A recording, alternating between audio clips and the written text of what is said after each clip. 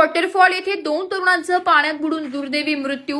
मुरबाड तालुक्यातील माळशेज घाट परिसरातील प्रसिद्ध काळू वॉटरफॉल येथे शनिवारी फिरण्यासाठी आलेल्या 2 तरुणांचा पाण्यात बुडून दुर्दैवी मृत्यू झाल्याची घटना घडली आहे।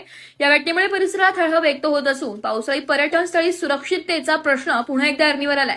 मिळालेल्या माहितीनुसार पुण्यात शिक्षण घेत व कामानिमित्त वास्तव्यास असलेले पवन श्याम साठे वय वर्ष 18 मूळ राहणार नांदेड आणि रोमन विजय अवाखोरे वय वर्ष 20 मूळ राहणार मलकापूर जिल्हा बुलढाणा हे दोघे वेगवेगळ्या मित्रांच्या गटासह माळशेज घाटातील काळू वॉटरफॉल येथे फिरण्यासाठी आले होते।